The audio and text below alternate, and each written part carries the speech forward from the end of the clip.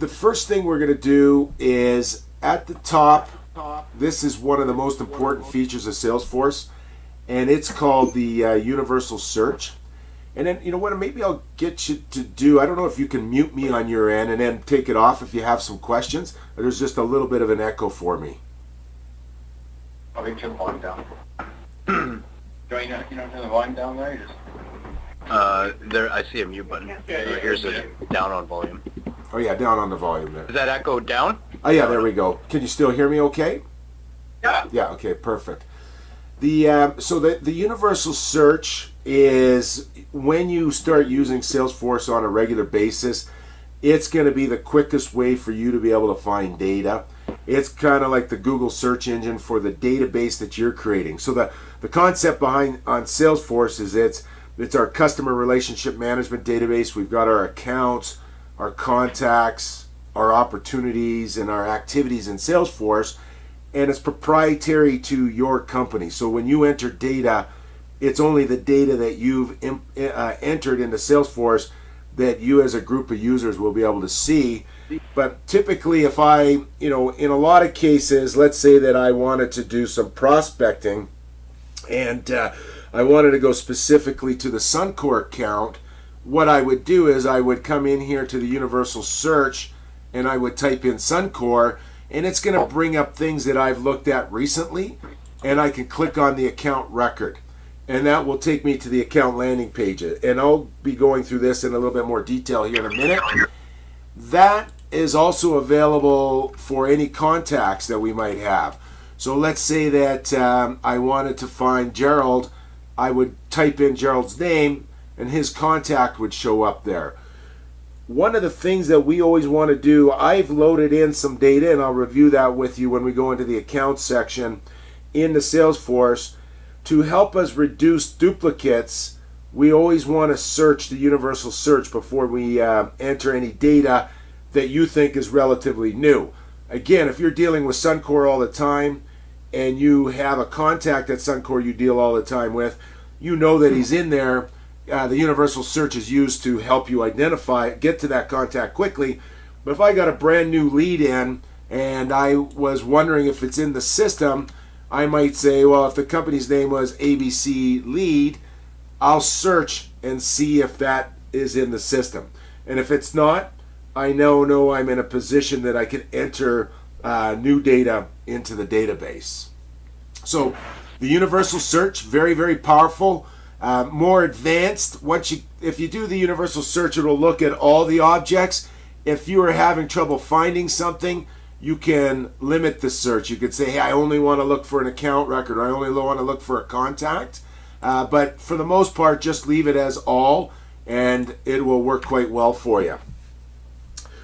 The way that Salesforce has set themselves up, the Sales Cloud product, which is the product you're using, is they look at kind of a workflow scenario, and they start with leads. And the concept behind a lead is it's our ability to put in a person's name and the company they're working for, but we use it when we have not really qualified if there's an opportunity available at this particular time.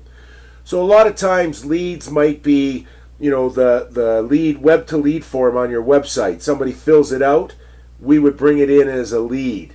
Or if you went to a trade show and you scanned a bunch of badges, we would enter those in as leads because we need to reach out to those particular contacts to qualify if there's a sales opportunity related to it. So an example of a lead for a salesperson is if I went out and I picked up a business card from somebody, the first thing I would do is see if they're in the system already, because I might want to just be adding to some data that we have.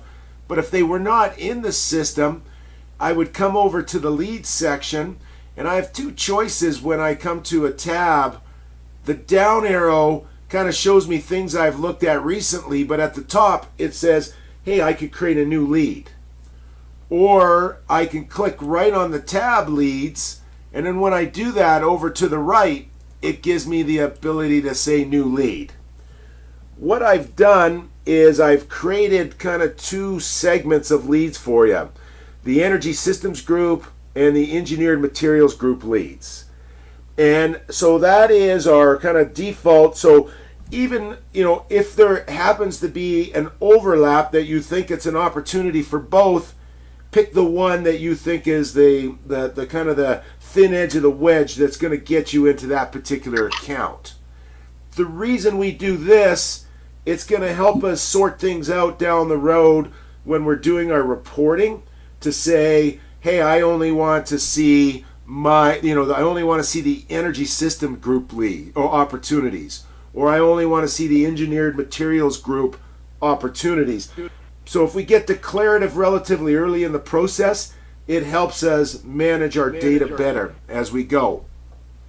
In this case, I'll just leave it as ESG, and I'll say next. And then it's pretty straightforward at that particular time. Every time a lead comes in, the status is always new. So I'm just going to leave that there for a second.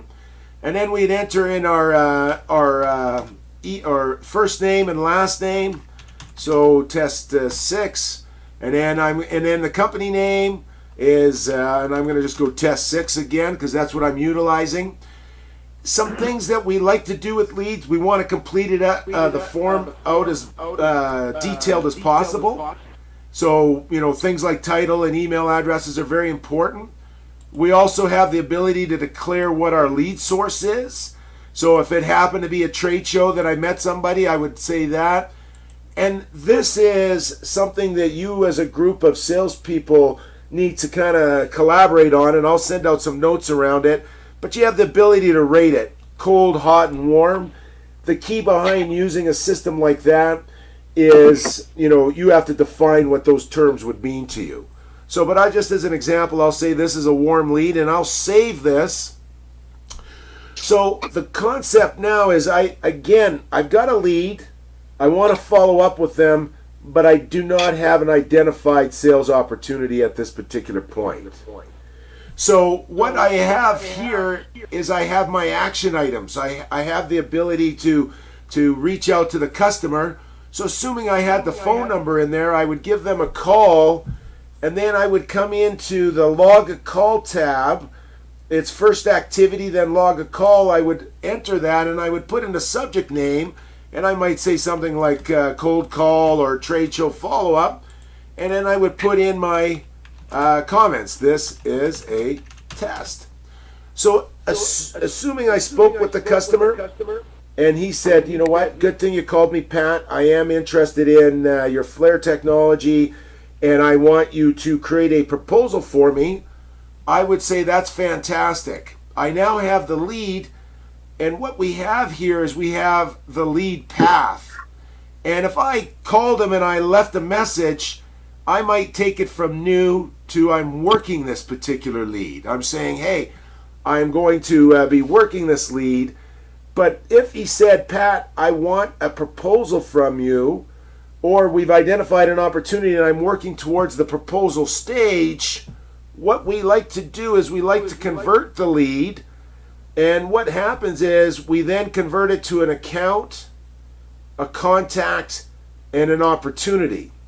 But the nice thing is Salesforce has provided the workflow process so you don't have to do a lot of data entry at this particular point.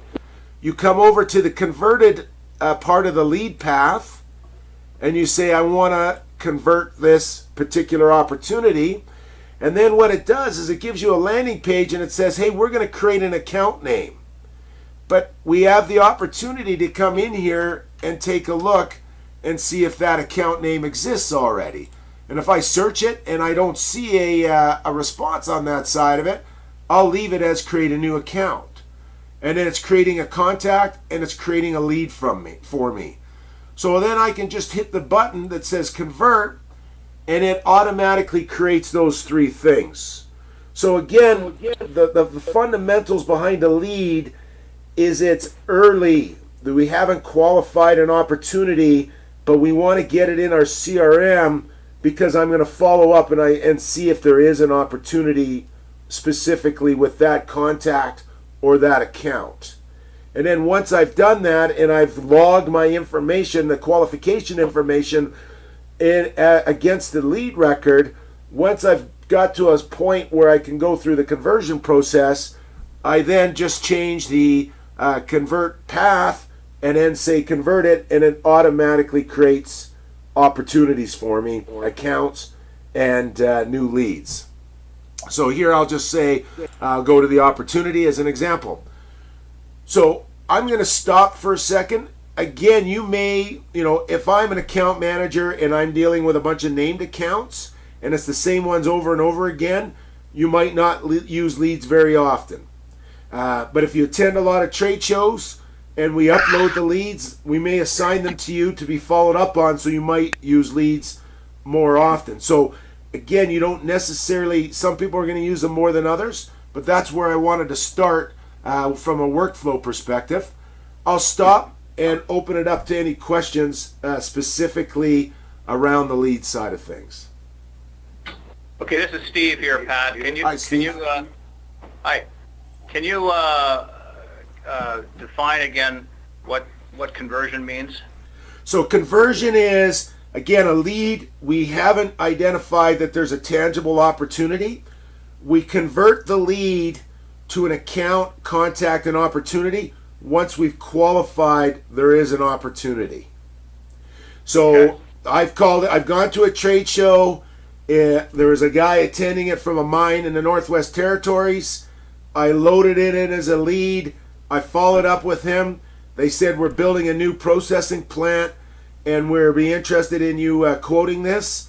At that particular time, when I go to my leads, I would then select out of my sales path converted, and then Salesforce will automatically create an account, a contact, and an opportunity for me. Okay. Okay?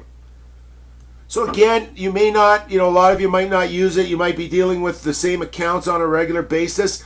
And then we're going to go talk about accounts right now in more detail. But that is the example of where we would use leads. I like leads because it's the quickest way for me to often enter data.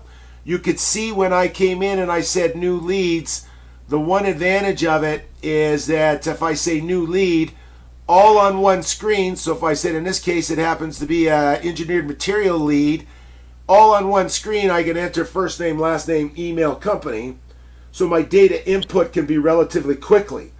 And then after I save it, when I convert it, Salesforce does a lot of that. I don't have to do 3 data entries to achieve the objective of getting the information into Salesforce.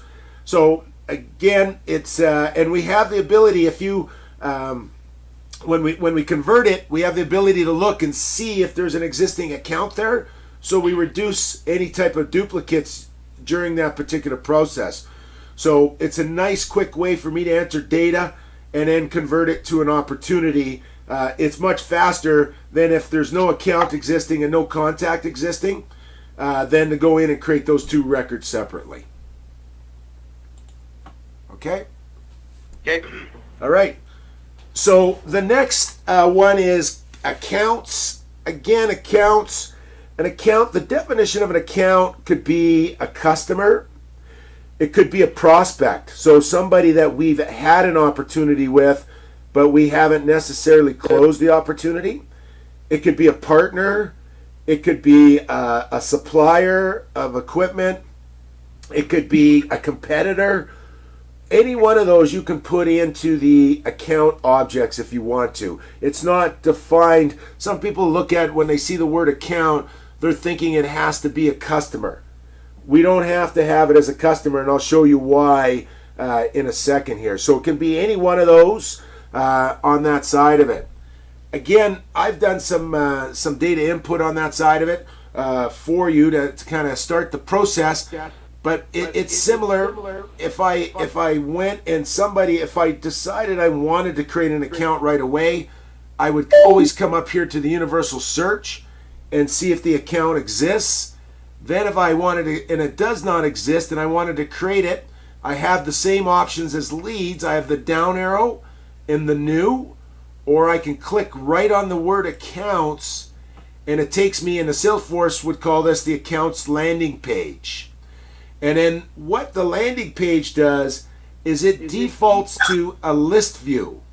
And a list view is because this is a database, we can build views of lists that we want to see that are related to accounts. It always defaults to the things that you've looked at recently. So if you go to your instance of Salesforce on your laptop and you click right on accounts, it might be blank because you have not looked at any accounts. Where this particular instance, I've looked at many different accounts, so they are listed here already. When we look at why do we buy Salesforce, we want, kind of twofold. We want salesman's productivity and we want to improve sales. And one of the ways that I find as a salesman productivity tool is definitely the ability to use these list views. So what happens with the list view is there's a little down arrow there, and when I select that, it then comes up and says, hey, here's some different options of account records, because I happen to be in the accounts tab that you can go in and take a look at. And one that I created for you is called producers. And so the concept, that's oil and gas producers and some midstream companies as well. And then what I've done here is, because, and I'll show you at the end this enter lead data, but because we're putting in facility information and well information, I'm able to create a list view that says, show me descending the guys who drill the most wells since 2016. So, an example would be, how many times have you said, hey, I want the top list of oil and gas companies, and you spend a half hour looking on the internet for that list and see how relevant or current it is. So the concept of the database, if we structure the data properly, we can then come in here and quickly build a list view that we would want to come in and see quick for ourselves. Another example of a list view would be something like My Accounts, and I'm going to show you that here in a second. If there's a group of accounts that you own as a salesperson, we have the ability to assign those to you, and then you could come in and you could say, hey, all I want to see, I don't care about all the other accounts, I only want to see the accounts that are named for me as an individual. One of the things that I love in the list view side of it, and it can be very, very powerful, is I've got this oil and gas data in here, and I've got, here's their budgets in millions, and here's their production, and here's how many facilities they put in, and how many well licenses they put in. But more importantly, I see things like, when was the last time we've contacted that particular account? As it pertains to the data that we've entered in the Salesforce, which would be an activity, a log call, or an email, or a meeting. And right now, because we just launched this is all blank, but the concept, if I was dealing and I was entering data in about CNRL on a regular basis, it might have a number in there, 1, 2, 3, 4, telling me how many days it's been since we've last engaged that particular account. I like that because if we look at it from a sales KPI perspective, I might have a KPI for myself to say, hey, top high value accounts, I want to be in touch with them every 7 days. This simple list view can tell me quickly, have I followed up and entered that data in the Salesforce on that side of it.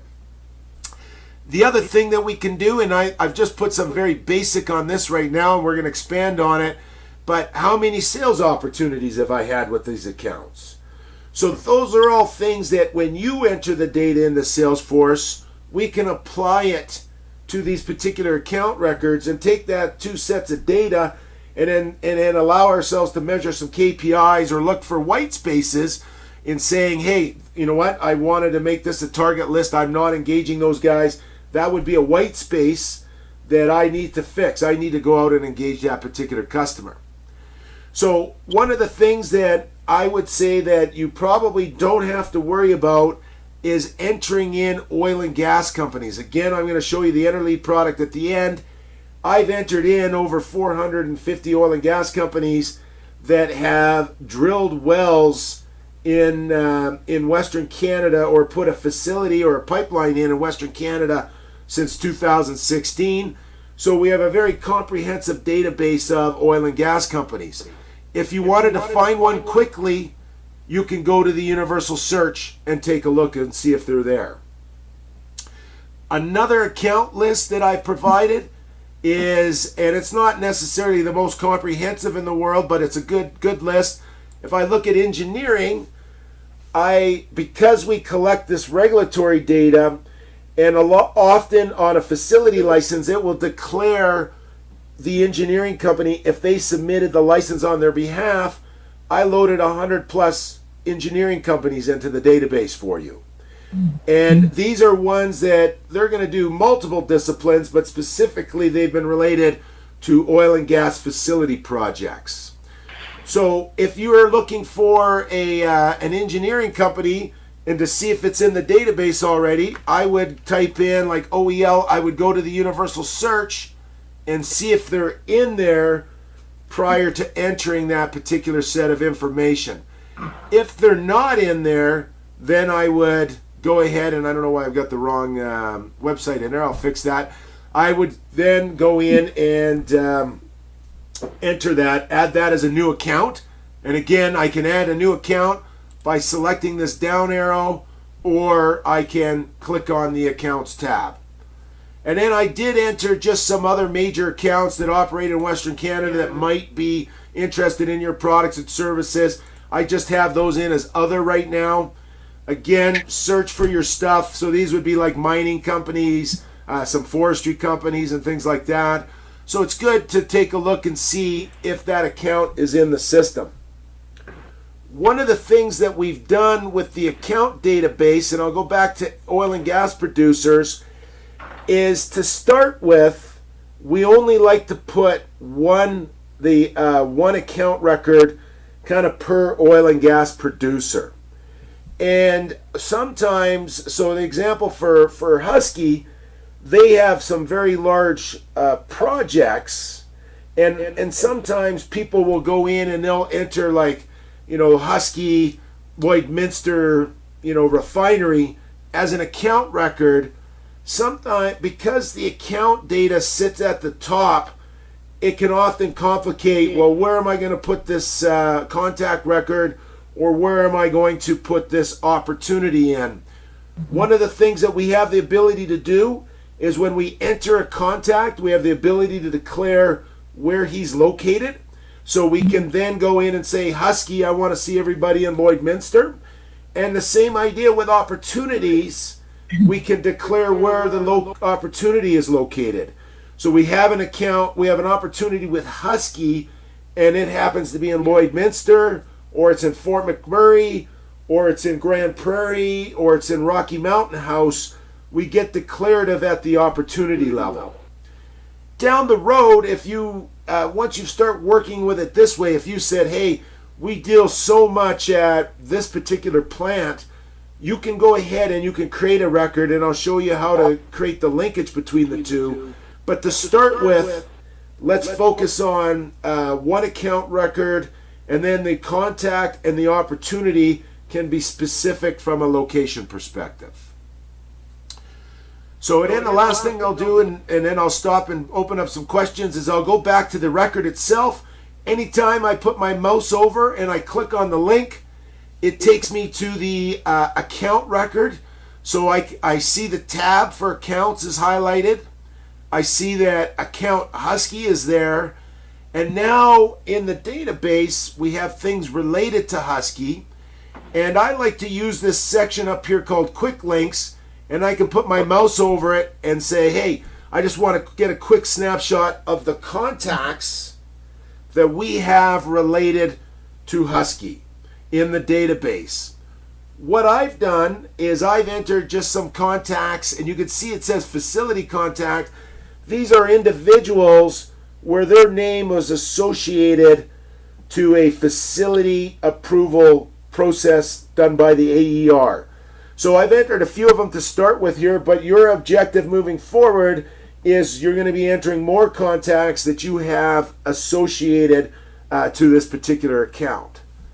The other thing that we have is we have opportunities, and that's definitely a huge part of what we want to do. Is if I have an opportunity with Husky, I want to declare I have an opportunity with Husky, And when we go through the opportunity process, you'll see how I associate that opportunity to Husky. We also can put in notes. So if I had a meeting with Husky and I had some good notes about what their objectives are, then I would go in here and I'd create a note and I could say quarterly meeting, and then I would have that in there as a reference.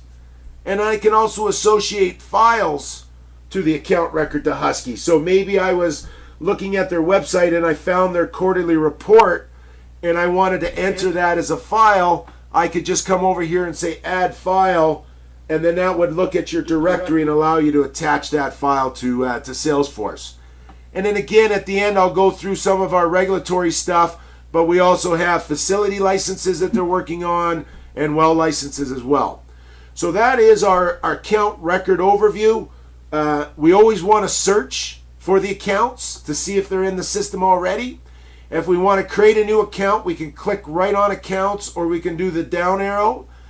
One of the things we want to do is we want to structure our data so we can use list views. I've pre-made some list views for you already on that side of it. So if I come into, say, engineering, I can click engineering and take a look at those. How we segment those from an account perspective, if I come up and I say edit this account record, then I'll see here that I have a section called industry, and it's just down here a little bit, and then I selected that it was an engineering company. And that's how, and if I select that, it automatically gets associated to the list view of the engineering companies that we have. And then when I go to the account record, I then have contacts related to accounts, opportunities, activities, and then notes and files are all related to the account records. So I'll stop here and then ask if you have any questions related to accounts. Yeah, Pat, it's Russell from Inproheat, Calgary. Hi, Russell. Can you show us, in the case of Husky there, how you associate the end user with engineering firm? Because we know that Husky works with multiple, you probably would have in real life maybe half a dozen engineering firms associated with Husky. I just wanted to see how, like, if you do a search, say for example an end user search, would associated engineering firms for various types of projects come up as well? Yeah. So what we can do here is we do that twofold. We can do it at the account level, and I'll also show you how that works at the opportunity level as well.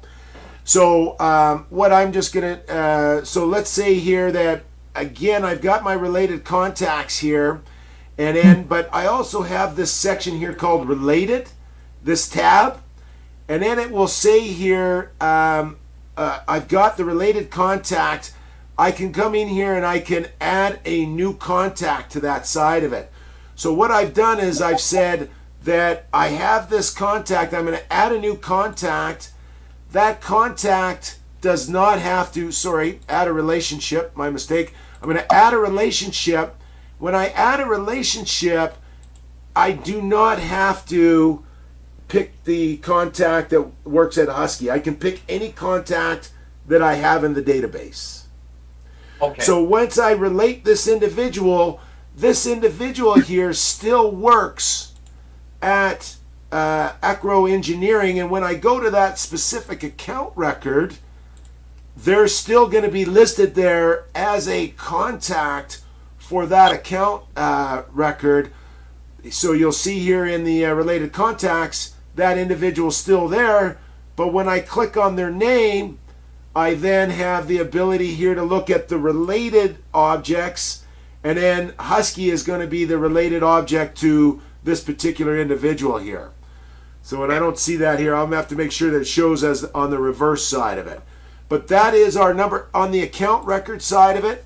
What you want to do, and I'll just go through it again, as if I was in the Husky record, is I can go to my quick related things, but if I had a person from an engineering perspective, I would then go to the tab related, and then once I go to the tab related, then I would go in here and I would add a relationship, and then once I select that, it will allow me to select any account and any contact associated with a different company and build a relationship with Husky. Okay, I see what you did there. Yeah, so here I could come in here and I could say, no, I want to go OEL projects, let's say, and then I would search the contacts related to OEL, and I'm not too sure who any contacts in there, but here we go. Let's say it happened to be Blair, and then I could come in and I could say, well, what role do they play? So they might be an evaluator, and then I could just say save, and then let me just see here why I view the error on the page. The contact already has a relationship with this account. So I've done that already. Account. So the account that he has a relationship with, is Husky.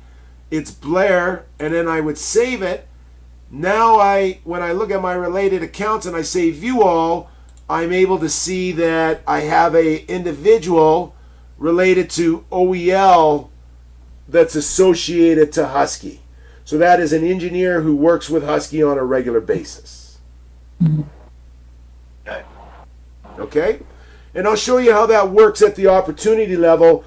Typically, we build the relationships. If you want to do like account management and then just quickly go in and say, okay, I got Husky, I want to put everybody I know that works with Husky, we would do that at the account level. But in a real-time perspective, we typically do it more at the opportunity level. And I'll show you that next on that side. Well, I'm just going to show you contacts quickly, and then we'll go into the opportunity records. Okay. Any other questions specific to accounts? No? Okay. That's great. So contacts, pretty straightforward. Again, if I met somebody from Husky and, I got their card and I know that Husky's in the account and somebody I deal with on a regular basis, I would go in there and I would say, hey, is Donald Duck working in the system already? Whoops, on that side of it. And I would say, okay, click it. He's not in the system. And I'd say, well, I know he works for Husky. I have two choices at this particular point. I can just come over here to contacts. Same process. I can click that down arrow, say new contact, or I can click right on the contacts tab and say new up in the top right hand corner. I enter in their name, and when I get to the account record, I need to build the relationship. I need to say they work for Husky. So that quick, I've entered in a contact related to Husky. What I would do, a difference is, if I met somebody again at a trade show and and they weren't in the system and I did not have an opportunity that was declarative, I know there's an opportunity there, I myself would default and add them as a lead. And then follow up and find out if they will convert to a lead, and if they will, then I use Salesforce to create an account, a contact, and an opportunity using the conversion process. But if I'm dealing with Husky and I go to a meeting and I meet 3 new people, typically I'm just going to go to contacts, say new, and I'm going to add those 3 people to the existing Husky account. And then we're accumulating our contacts associated with Husky against the account record Husky. So that is what I would do with the contact side of it. Again, what you can do is we can assign contacts to you as an individual. When you create a contact, you don't necessarily have to own the account. We can only assign one account owner to the account record, but contacts, we can have, again, there's only one contact owner per contact, but it doesn't have to be the account record owner. So if I'm dealing with Husky on a totally different project and I add the contact, I can add that in there, and then I can say, show me my contacts, and then my list of contacts that I've entered would show up using the list view in the contact section. The other thing, when we looked at the contact side of it and I say new, one of the, I definitely, the things that are very, very important, always try to put the title in, because it will help us with our marketing initiatives moving forward. And again, the contact can have a unique address.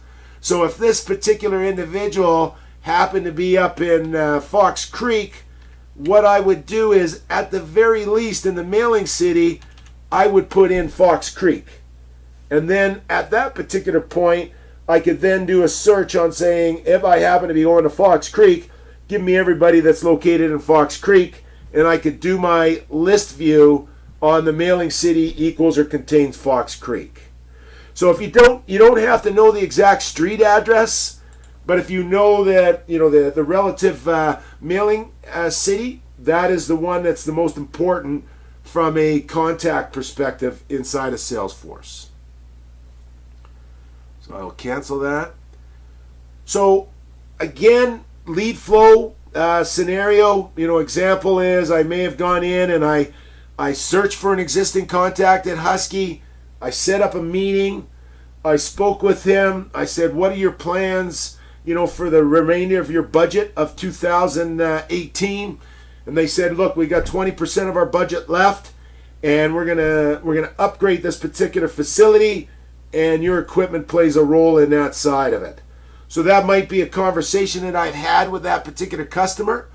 What I want to do is I want to log that as a sales opportunity inside of Salesforce. We have our tab, Sales Opportunities. We have the ability to come down here and just select the down arrow and say New, or I'm going to go directly to the landing page. I see the things that are recent to me lately. I'm going to go in and talk about the list views here in a second, but I find my button over to the right and I say New. And again, we want to get declarative here so we can do some segmentation on our reporting. Is it an energy systems opportunity or is it an energy materials opportunity? If you're not too sure, you can ask your management to help you clarify that. But I typically look at it and say, well, what is the lead product that we're talking about here? So if I come in and I say this is engineered materials, I would say next. And then logging an opportunity is relatively straightforward. One of the things that as a group I recommend that you socialize as you use Salesforce more is how are you going to name your opportunities. This is a free-form text box, but it shows up in our email system when we get Salesforce working with email. It shows up on our mobile device. It's an important one. So typically what I do is I would say, if it was with Husky, I always start it with the name. I use underscore, but it could be space, could be dash, whatever you want. And then I typically would go either project or product. But in this case, I might say whatever your product was that you felt that they were looking at, and then whatever the project was that you happen to be working on. If you name your opportunities that way, when you see a list view of opportunities, you'll just be able to scan down the opportunity name and quickly identify what it is that you're working on. Associating it to the word Husky can help with some of our searches and things like that. So that is my methodology of putting in opportunity names. You can customize it any way that you want, but I strongly recommend that you look at some ways to name your opportunities. The other thing that we look at here, because I started it at the opportunity object, I have to be declarative on what the name of the company is. So it's Husky. Type, it's not a mandatory field. I like it. It's a default field of Salesforce. Is this greenfield that I'm working on, or is it brownfield? It could be greenfield type of customer. So we've never actually won business with these guys before, or it's a customer we do a lot of business with. So I'll say in this particular case might be existing. Lead source, this is totally customizable. These are just the Salesforce de facto ones. We can put in whatever you want. It's nice for us to know those types of things. Again, not mandatory. Close date is when you think the customer is going to tell you you've been awarded the opportunity. And then I would pick a close date. Good rule of thumb there. The earlier the opportunity, as far as I'm trying to discover what's going on, the further out I put my close date. I would never, if I haven't actually provided a quote, I typically wouldn't put a close date within 30 days. I would pick it out further on that side of it. And then the stage is I'm qualifying it. I'm still getting in that spot where we're actually going to prepare the proposal. I'm gathering information. I'm finding out who the key contacts are. And then the proposal stage, I physically have prepared a proposal for the customer. I can enter that information in there, and then I put in my description, and then we go ahead and we hit save. I've now created an opportunity for myself for this particular customer. We have our opportunity path up here. If I brought it in as qualification, I could select proposal and then say mark this as complete. Or if we get to the point where we're closing it, I mark it as closed, and then I say we either won it or we lost it on that side of it. I can add some extra values there, and again, you guys could socialize what you'd like to see in there. Often we'll put in like project deferred, project canceled, so you didn't actually lose it because of maybe price or delivery or product. It was because the project was canceled. So those are options that we can enter in there. After I've saved the opportunity, there's a couple things that are very, very important that if you want to get the most from your Salesforce investment, one is contact roles. Who is it related to that opportunity that I'm dealing with? Just like at the account level, I can come in here and I can say, hey, I want to manage these contact roles. I can pick somebody who works at Husky, or I can pick somebody who works not at Husky. So it could be an engineering company at that particular time. Your choice on how you want to define your opportunities. I have some customers that deal a lot with engineering, and they always want to know who the end user is. So if it was a product going into a Husky plant, but you're dealing with ABC Engineering Company, they would typically always make the opportunity with Husky and then add contact roles for the ABC Engineering Company. I also have other people that would create the opportunity with ABC Engineering Company and then add contact roles related to Husky. Your choice on what your workflow would want to be on that side of it, but this is our ability to build that association. We can also do that here when we look at project. If I chose the engineering company, I would maybe put the engineering first, and then when I'm doing my project, I would say Husky upgrader, Husky thermal plant, those types of things as the descriptor in the opportunity name. So contact roles, very, very important, because you deal with a lot of partners and you might get your quotes out of their partner systems.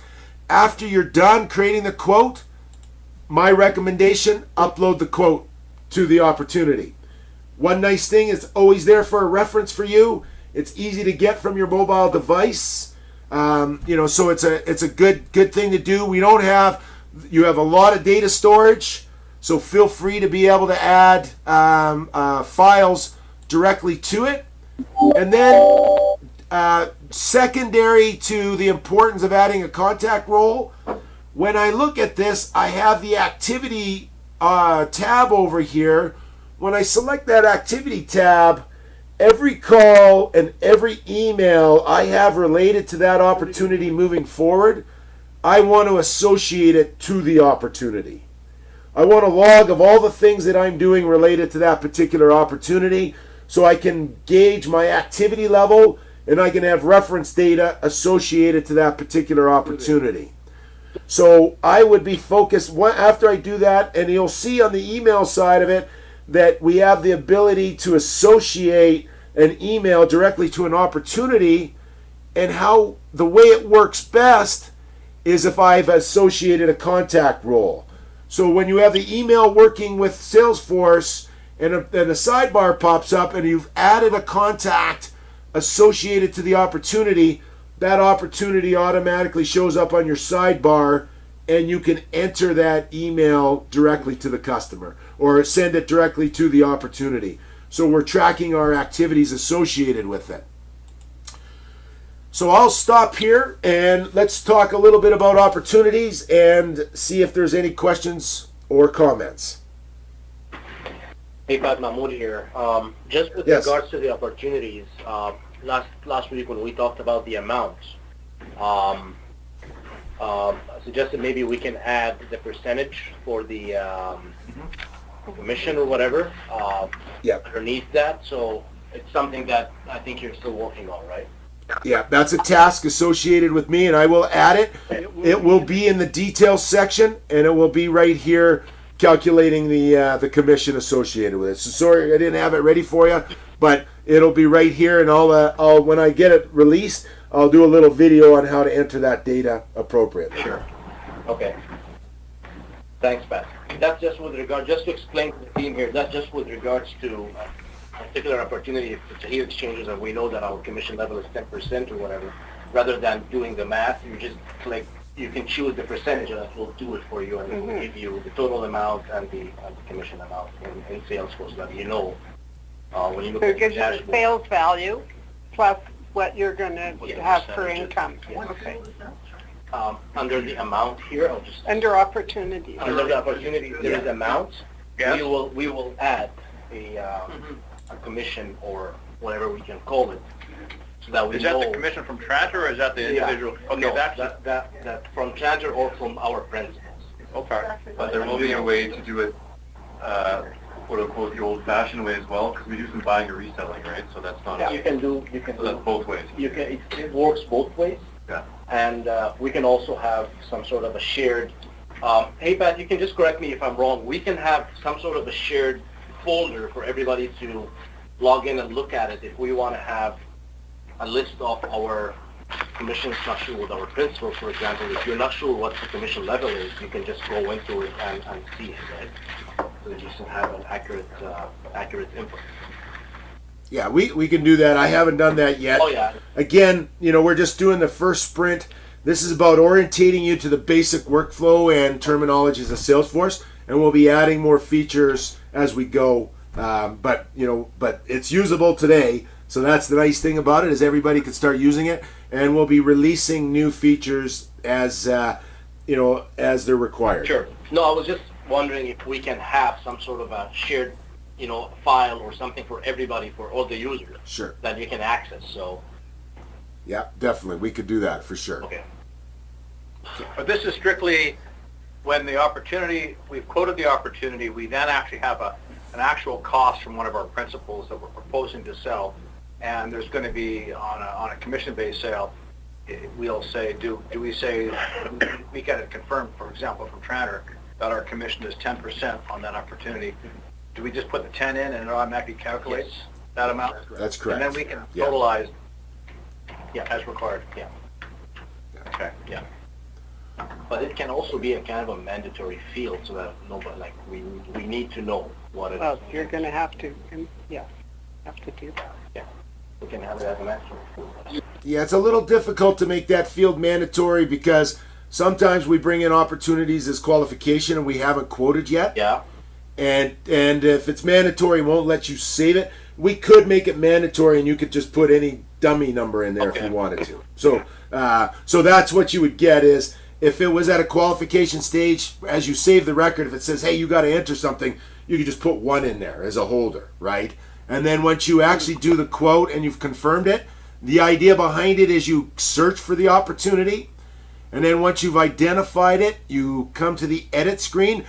Anytime you put your mouse open and over and you see a pencil, that allows us to edit, or I can edit up in the top right hand corner, and then I would just enter the actual amount, total amount, and then I'll have that percentage field there for you. We can't have it mandatory in the proposal or the convert stage, rather than have. Yeah, the way it works is it's either mandatory or it's not mandatory. Okay. Again, I can make it mandatory when you're at the qualification stage. Just put in a dummy number. Okay.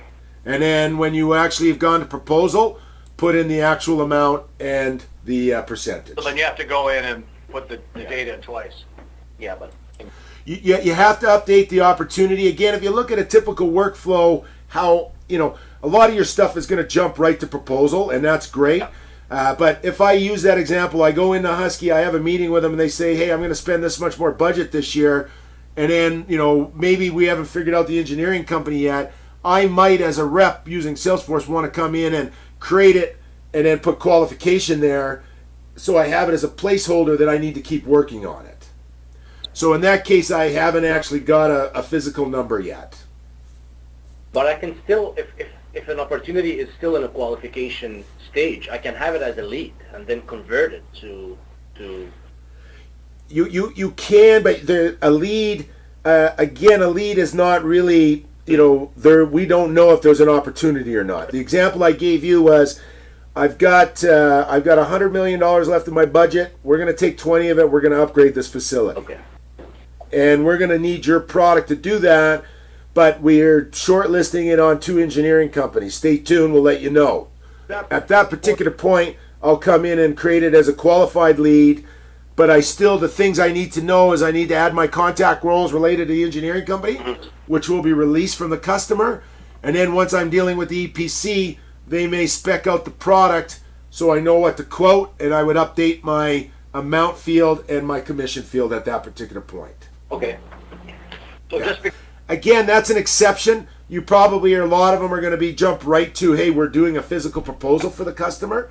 But that would be an exception where we might use the qualification stage here in the opportunity. Okay, so just to clarify here, you can have a lead that will develop into an opportunity, or you could just have a lead that is just a lead, right? Yeah. That doesn't. Just a lead. Yeah.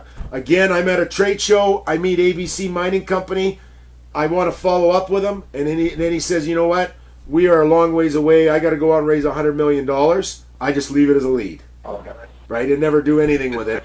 But it's there, and I might sign myself a task to follow up with him in a year or 6 months to see if he's got his funding. Right. Right? So I would leave that as a lead. But if I called him up and he said, good news, we just closed $100 million.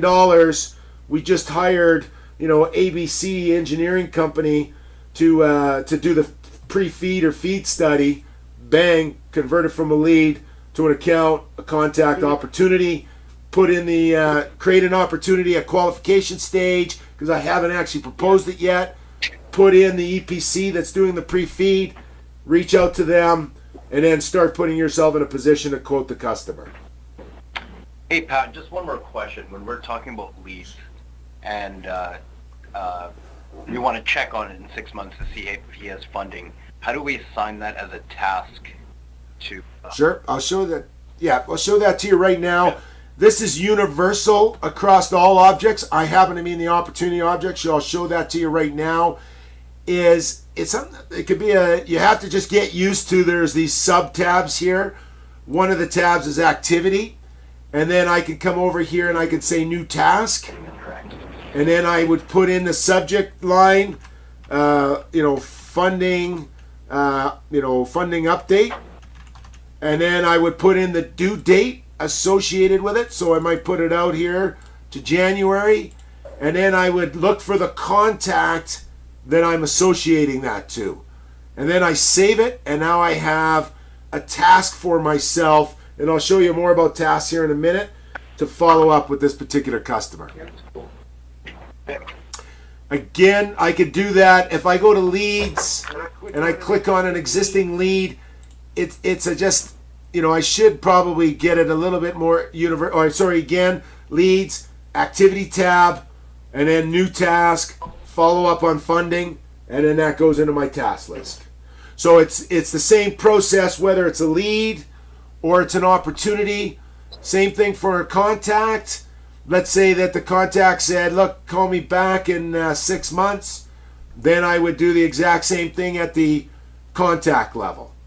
And where we have it at the contact level, because we end up doing a lot of them, we have it on the sidebar, but I think I'll move it over here just to make it easier, and then just make it universal for you. But right now it's on the sidebar, and then it's the same idea, new task, and then I would update the task appropriately. So we can do that at leads, accounts, contacts, and opportunities. I would, and again, on the opportunities, to get the most value from it, try and do all your activities, log calls, send your emails to it, create yourself create yourself tasks. Do that all within the opportunity that you've created. Okay? So that is, when we look at it, the three pillars of a CRM are, activity. So an acronym is AMP, activity, meetings, and pipeline. Again, when we look at it, it's activities against leads. We're creating leads for ourselves. It's activities against accounts and contacts I'm prospecting in, want to know what projects they're working on. Or it's pipeline, I'm getting inbound leads, or I've reached out and I've created a lead for myself, or I've created an opportunity based on some outbound call activity. Those are the fundamentals that if you want to get the most value from your instance of Salesforce, it's the habit of entering that particular data on a regular basis. Again, one of the problems that I see typically, or it's not a problem, but can become a problem, but one of the challenges, definition of when do I enter an opportunity. My philosophy is often as possible. So, if you create a quote for a customer, I'm going to show you here on a mobile phone. We can do it from your email. I'll show you on the email side of things, is that we can enter opportunities very easily. I would enter as many opportunities in as I possibly can. When you start saying, we only want to enter this type of opportunity in, sometimes we limit the functionality of Salesforce. But those are things as a group, when you start to use the system, you need to collaborate with each other and define that yourselves. I can't tell you when you want to enter opportunities in Salesforce. I default to all the time, but it's your choice in your process when you want to enter those opportunities. So I'll let you take that offline, and it might be a good conversation later today in your meetings on what is an opportunity and when do we want to enter it. And then of course, once we've defined that, how do we want to name it? Two pretty easy things that you have to sort out related to the opportunity object. But if you don't use this effectively, you are not maximizing your investment in the CRM application. So, all right, I'm just going to cover a couple other quick things. I'm going to do a brief demo on the email and the mobile, and then I'll talk to you about it. I'm going to send out some instructions on everybody how to set up their email, and we can do another training session. We don't all have to be together. I can send out a link, and we can do a specific mobile one that's more detailed. I've covered a lot of stuff. It gets too clicky if I try to do too much at once, but I'm going to give you just a quick overview on that side of it. A couple things too that I just want to touch before I leave the browser. That home page becomes very important. It becomes our de facto log page. I'm going to get your calendars syncing. When we get your email systems going, your calendars will sync to Salesforce. So when I come into my home page, I can see what meetings I have for myself, which is great. The key there is all meetings will come in, but if you copy or if you've invited somebody to the meeting, it will be associated to them as an individual. So the idea is if I just go into the subject line of a meeting in my Outlook and say coffee with Pat, the only thing that's going to come in is the subject line coffee with Pat.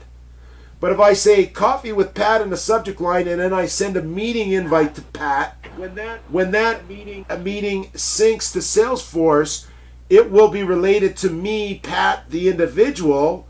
But also if I'm a contact related to an opportunity, it will get related to that opportunity as well. So it's more powerful when you're sending out when you're setting up calendar events. If you're inviting people to those, Salesforce has the ability to work that out and do those associations for you on that side of it. The other thing that we look at is tasks. Again, today's tasks, I can come in here and quickly look at it. What are my tasks? Or I can click this view all, and it takes me to the task object. And then I can come in here and I can say, hey, what are all my open tasks? What are all my overdue tasks? Those types of things. One of the features that drives Salesforce usage is delegated tasks. So when I go in and I create a task for an individual, so I have this this task here, this Husky task, here I can come in and I can assign that to anybody within the organization. When I create it and save it, it is assigned to me, but I can change that to anybody within the organization. So it can be very powerful. If I see an opportunity, I could maybe create a lead, and then I can assign that lead or a task to that lead and say, hey, follow up on this. So that becomes a very powerful usage of Salesforce, that delegation of tasks. It drives adoption. It drives us, hey, that's a reason we want to go in, because we want to complete the information on that side of it. So that is the home and the task section. Again, I'm going to show you in the chatter section here. Chatter is very interesting in a sense that it's kind of the LinkedIn or Facebook internal to your organization. And what you're able to do here is just post any free-form text and associate that to to different people, different accounts, different opportunities inside of Salesforce. And what I've done here, if you click on the Chatter tab, I've created a group called the Salesforce Training, and when I click on that, I'm going to put this video in that we're working on today, but I've also put a nice video on how to create email templates, a video on how to use tasks, the EnterLead product, which I'm just going to talk about briefly. So all the things, opportunities, leads, accounts. So that's all stuff for us that I can post inside of the Chatter feed on a regular basis. One of the ways, again, from an engagement perspective, that I like to use Chatter is that instead of maybe assigning a task, maybe it's not quite task related, or I want it to be a little bit more social, I then have the ability to use Chatter to communicate internally. I'm just going to do a brief overview of this EnterLead product. We've got kind of three functions of it. One is, so what we do is we go out and we collect all the well licenses, wells drilled, facility license and pipeline licenses in Western Canada. We clean it up and we put it inside of your instance of Salesforce, so we can use that data to help us with market research and lead generation. One of the features of it is every weekend I'll come in here and I'll do a Chatter post, and that Chatter post will summarize some of the information that I've collected. And the first section here is called Interesting News. And one thing that came up yesterday that I haven't seen before was a company called Pacific Northwest Gas is building a sales meter at this particular location here. So what I can do at this particular point, if I want somebody to follow up on that, I have this post area, and then I can come in and just like LinkedIn or Facebook, I can say @ and then I can start putting the person's name in, and then they're going to get a, I'll pick on Miles here, they'll get a notification in their email, and then I could say, put that Pacific Northwest Gas, hey, follow up with this or something like that.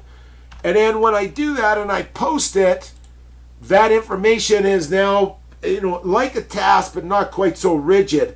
So Miles is going to get that on his phone once we get the phone client operational, and then he can follow up and say, this is what I've done with this particular customer.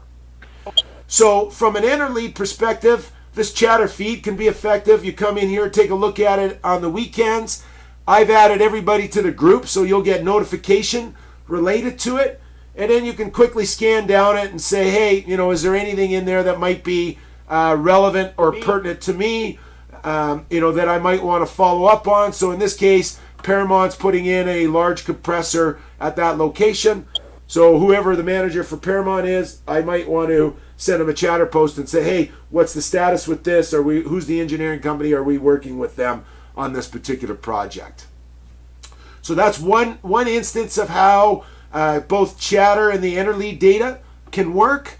The other side of the EnterLead data, we're going to add a lot more dashboards and reports as you enter more data, I've built a couple dashboards for you, but the quickest way to get them, sometimes they're difficult to find in these folders, is I can go up to that universal search and I can type in the word facility, because that's the name of the dashboard that I named. I named it facilities last week. You can see it says dashboard there. And when I select that dashboard, this is a summary of all the facilities that were approved in Western Canada last week.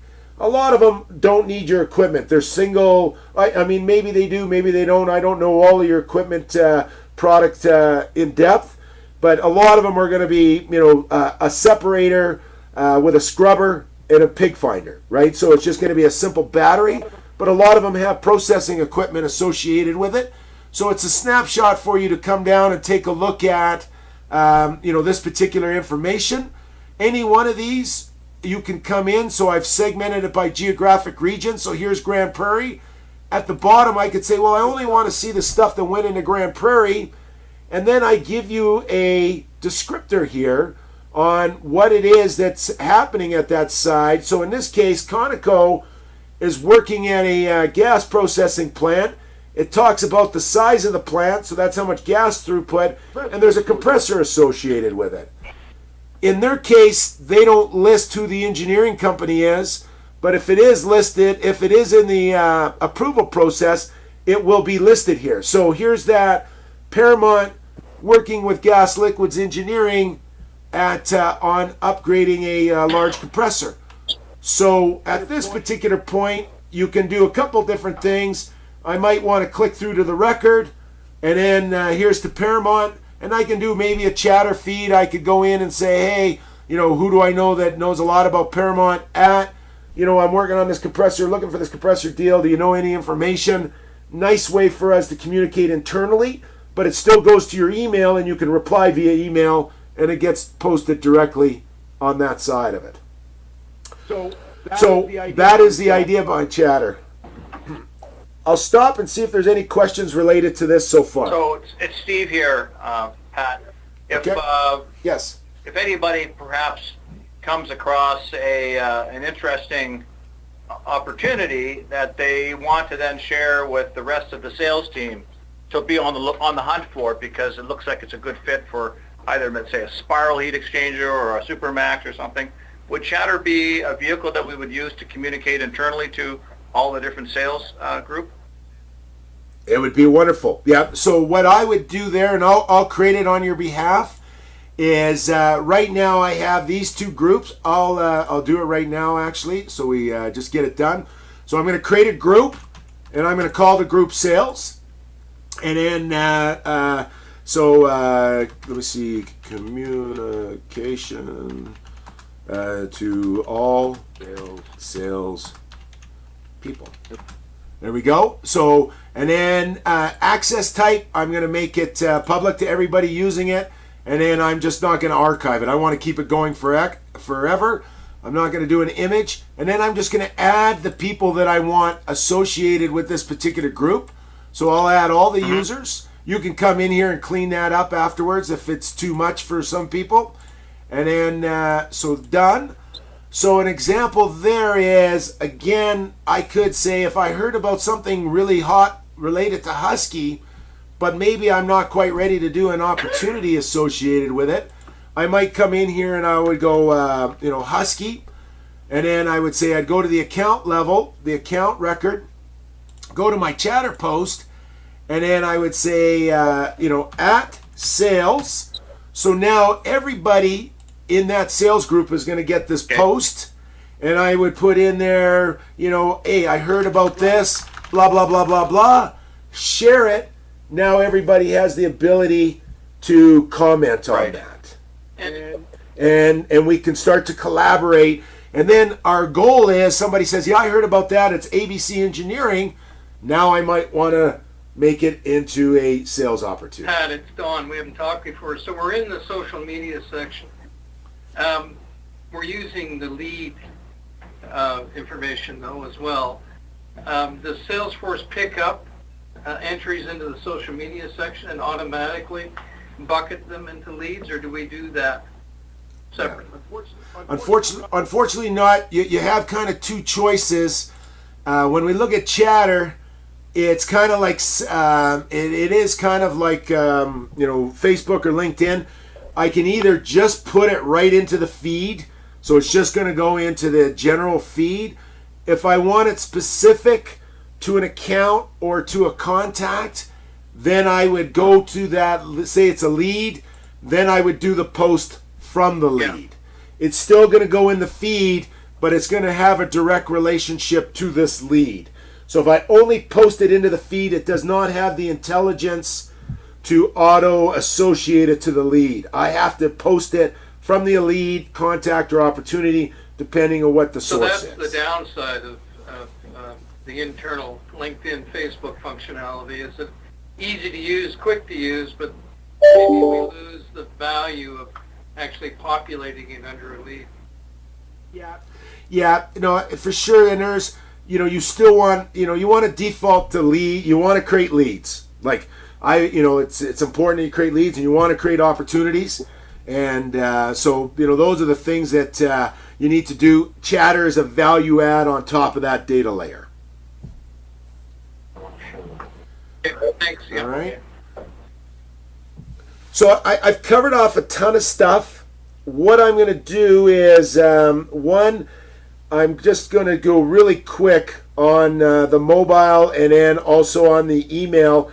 I'm going to send everybody out instructions on how to get the mobile on the phone, and I'll send out everybody instructions on how to get it into their email, and then an overview video on how to use both of those products. And then what I'm recommending is that if you are having issues, you can contact me directly, and I'll do this web share session with you, and I will get you set up and give you some one-on-one training, both on the email and the mobile. They're both relatively intuitive, because they follow this exact process that we've done here. But again, I'm definitely here to help you. There might be some technical issues, especially with the email. It's a plug into your Outlook browser, and sometimes we run into technical issues, and I'll need to help you troubleshoot those. So that's what I'll do, just to for sake of time. And again, what my recommendation is, you can't break anything.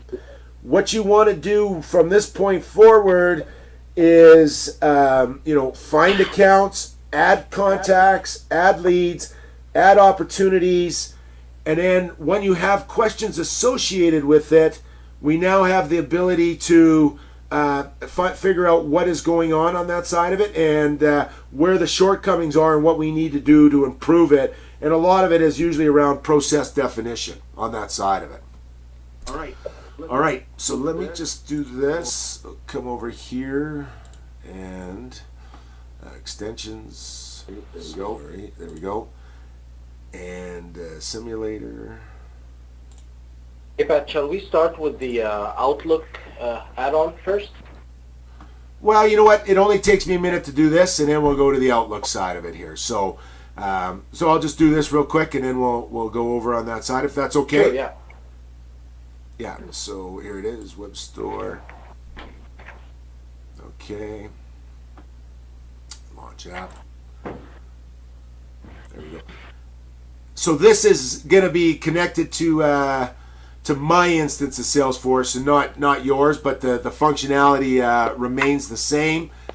So what you want to do, regardless if you're using Android or you're using Apple as your operating system, is you want to go to the store, the app store, and you want to type in Salesforce, and you want to download and install the Salesforce. You'll see it. It'll have a little blue icon associated with it, and then you want to download that, run it. You'll have to log into Salesforce, and it will download and add the app directly to your instance of your phone. And then when you get to the app and you open up the app, it's going to look just like this.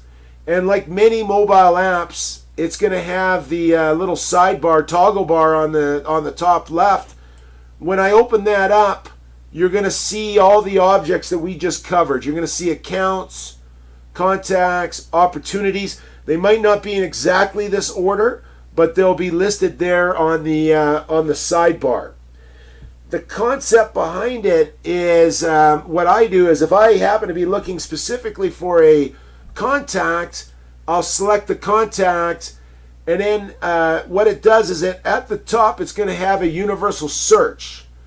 And the universal search will allow us to go in there and find any contact that we want to identify in the system. So if I come in here and say I happen to be looking for Bruce, then I would select Bruce, and then it's going to have all the details related to Bruce. One thing that we can do is when you get to the contact, you can click right on the link, and it will use your native dialer to call out to that particular individual. So if I click on that, it will bring up your natural the phone interface you use on a regular basis. But when you complete the call, it will allow you to say, hey, do you want to log this call to Salesforce? And then you can say yes, and then it'll open up from a log a call perspective the exact screen that we're used to. So the subject line, I enter the subject line, and then I enter the details. So from your phone, related to any account, lead, contact, or opportunity, I can search that and I can log activity related to that directly from my phone. Me, I work from home a lot. I'm not the most mobile individual, but the feature that I have found the most effective from the mobile perspective would be coming in when I have downtime between meetings. What I've done is, and I'll just, is I've created a list view for everybody, and when I close this, I'll show you where it is.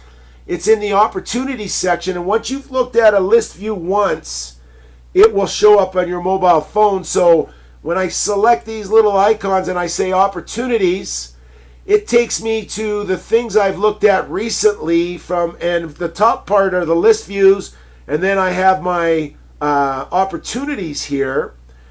The one I use the most is this created last 30 days or created this week. I'll open that up, and then I'll have my list of opportunities right there. And then when I have some downtime in between calls, I'll go and I'll say, hey, here's my opportunities. And let's say that I want to look at this particular opportunity. I click on it. Once I'm in the opportunity, it will tell me about it, but I also have the related section.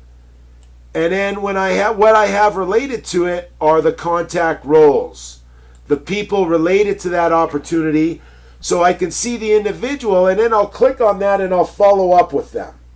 So when we talk about sales productivity, the one advantage I've really found from the mobile phone perspective is if I have a gap and I've entered my opportunities, a gap between meetings when I'm on the road, I'm always following up on my opportunities with my mobile phone. I'm going to that list of last 30, I'm scanning down it, and if I've associated my contact to the opportunity, it's easy for me to get to him. I click on it, and then I click on his phone number and I give him a quick call and I just say, hey, I want to follow up on that opportunity. Or I can click on his email and I can send an email from my phone and say I want to follow up on that opportunity. So it's a wonderful way to be able to be more productive while I'm out on the field. If you really love it, you can do everything inside of the mobile client. You can create opportunities, you can create contacts, you can do all of that stuff very, very easily with inside of Salesforce. So you can see here I'm in my opportunities. I could say no. I could enter an opportunity while I'm on the road right away and be able to do that through my phone interface. Again, my usage is more related to the following up on opportunities when I have windows of time for me to be able to leverage the mobile phone on that side of it. I'll be sending out a lot more stuff on how to use the phone. So log in or go to your app store, get it on there, and then look at some of those videos and get familiarize yourself with the app. Hey Pat, Mahmoud here. I just have a quick question. You know those Okay. cam scanners apps that we can scan a business card and it creates, some sort of a contact for you. Is that something that we can sync with Salesforce? Yep, Okay. definitely. There are. I'll send you a list of the card scanners and the apps that are available there. Typically, my recommendation is, kind of if you have somebody that's more administrative in the office, they don't need a Salesforce account. They can log in your behalf, but you only really have one card scanner and one card app because there is a bit of a cost associated with it. And then one person can enter it. And then when they enter it, like if I was in, say, your Vancouver office, and we have, let's say there's 3 salespeople there, as they enter it, after they save the contact, they can then go in and change the contact owner to the person where the source of the card came from. Thank you. Yeah. So that's what I would do there. Okay. I'm going to show you, I don't use Outlook. So again, we're going to send out the instructions on how to get your Outlook operational. But I use Gmail, and I use a slightly different license than you do, but the functionality is very, very similar on that side of it.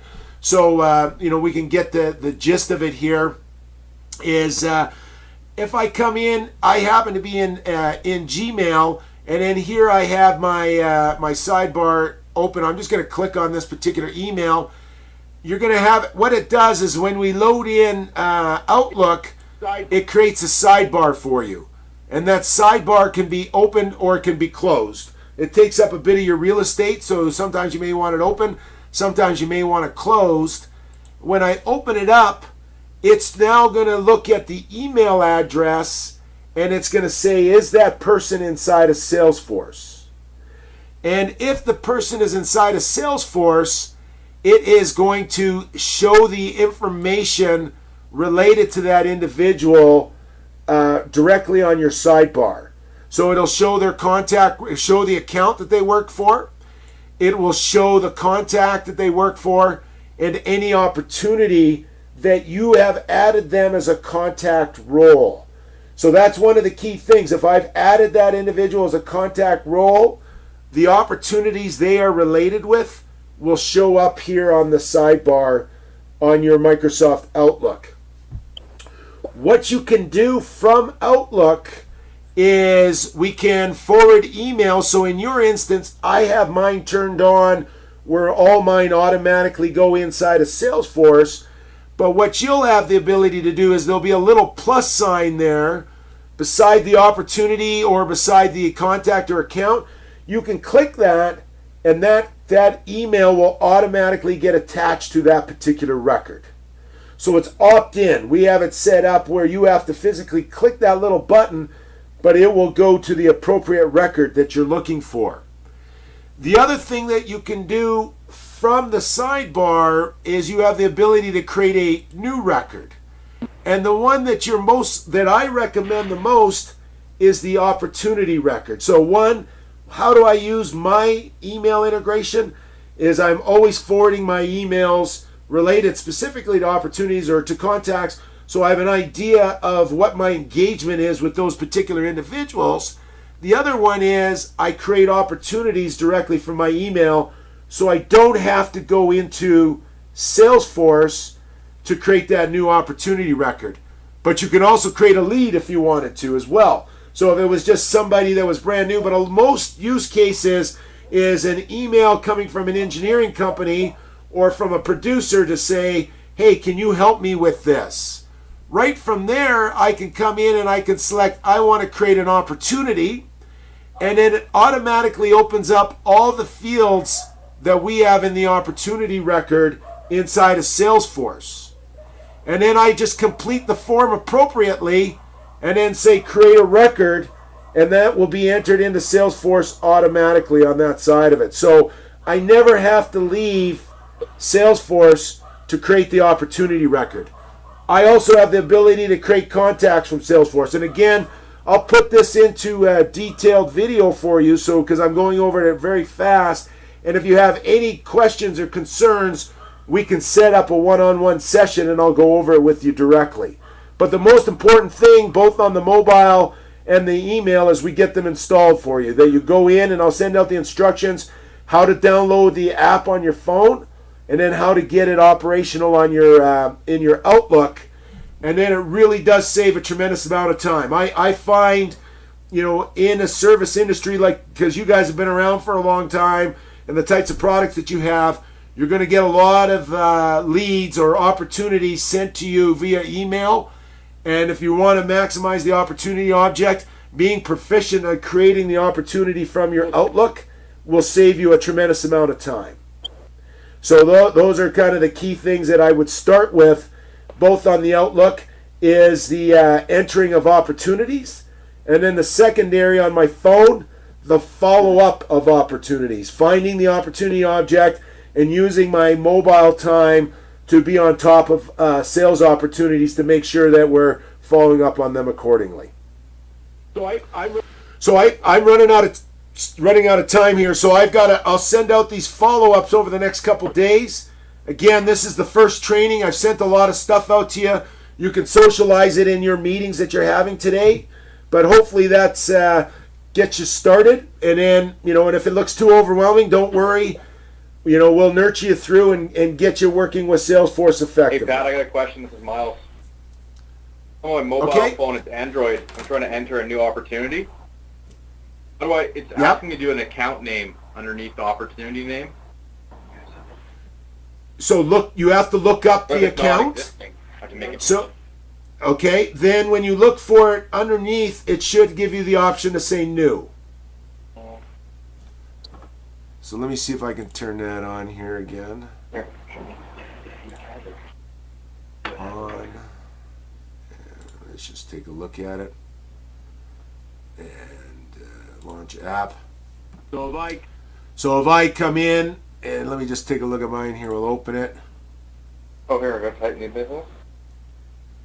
You see the new there? It's the so if I came in and I said opportunity, so we want to create opportunities from the opportunity one. I say new, and then when I go into my account and I search for it, and I might say ABC. Let's see if it comes in here, and I take a look, and it actually, you know what?